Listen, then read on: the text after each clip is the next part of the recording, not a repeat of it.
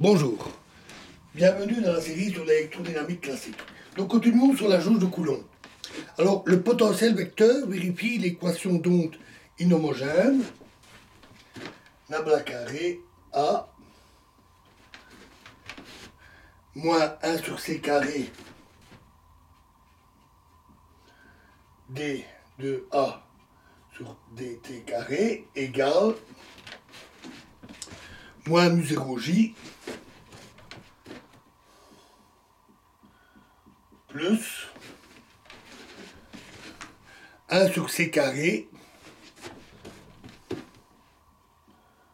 nabla des phi sur dt.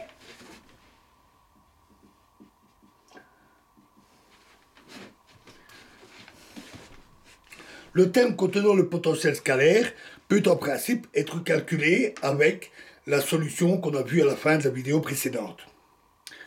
Comme il contient en outre l'opérateur gradient, ce terme est irrotationnel, autrement dit, il a un rotationnel nul. Cela suggère qu'il peut annuler une composante homologue de la densité de courant. Cette densité de courant, comme tout champ vectoriel, peut s'écrire comme la somme de deux termes. J égale JL plus JT. Où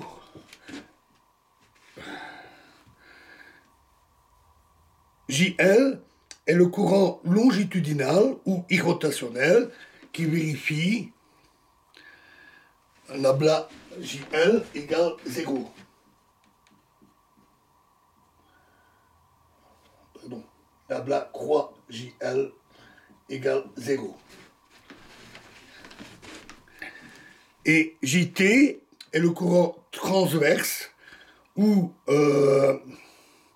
on dit aussi solénoïdal qui vérifie nabla JT égale 0.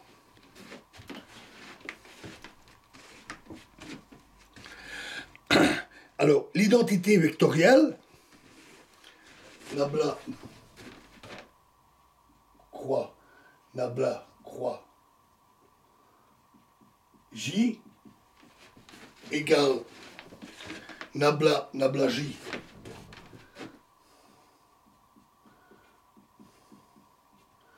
moins nabla carré J,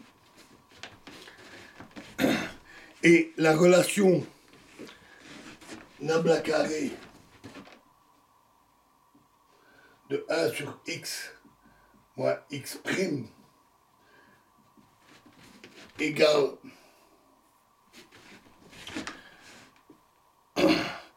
pi delta x moins x prime permettent de montrer que JL et JT ont pour expression en fonction de J, JL égale moins 1 sur 4 pi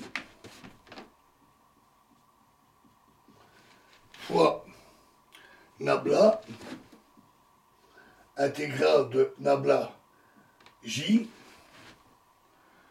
nabla prime J sur x moins x prime d cube x prime.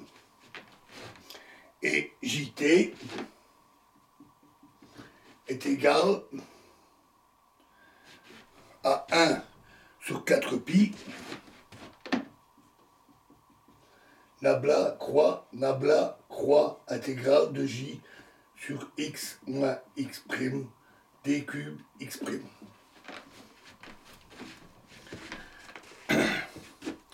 En vertu de l'équation de continuité et de la solution pour le potentiel scalaire, on voit alors que 1 sur c carré nabla d phi sur dt est égal à mu 0 JL.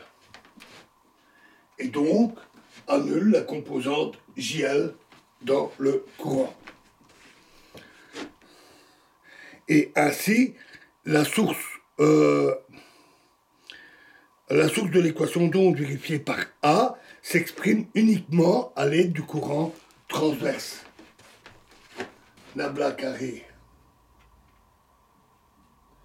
A moins 1 sur C carré dA sur dt carré égale moins mu0 jt.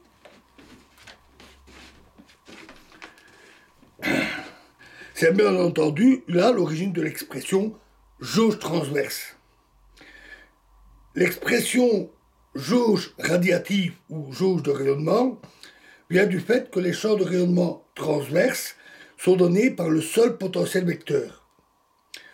Le potentiel de Coulomb instantané ne contribuant qu'au champ proche. Cette jauge est particulièrement utile en électrodynamique quantique.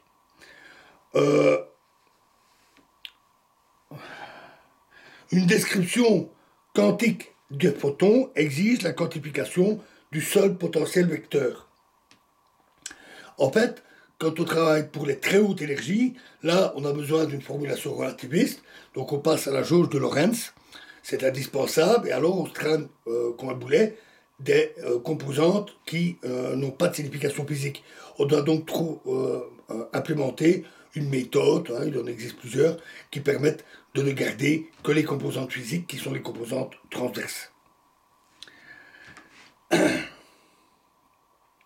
La jauge de Coulomb est souvent utilisée en l'absence de source.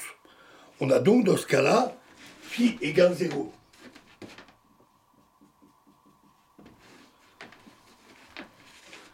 Et A vérifie l'équation d'onde homogène. Les champs sont alors donnés par E égale moins dA sur dt et B égale à nabla croix A. Notons en passant une particularité de la jauge de Coulomb. On sait que les perturbations électromagnétiques se propagent à vitesse finie. Pourtant, la solution du potentiel scalaire indique que le potentiel scalaire se propage instantanément en tout point d'espace. Le potentiel vecteur, en revanche, vérifie l'équation d'onde impliquant une vitesse de propagation finie c. Comment alors évacuer ce comportement manifestement non physique? Tout d'abord, on remarque que les grandeurs intéressantes sont les champs et non les potentiels. En absence de source ou loin des sources, ces champs ne dépendent que du potentiel vecteur. D'où le fait que le potentiel scalaire n'intervient que pour les champs proches. Ensuite, on observe que le courant transverse,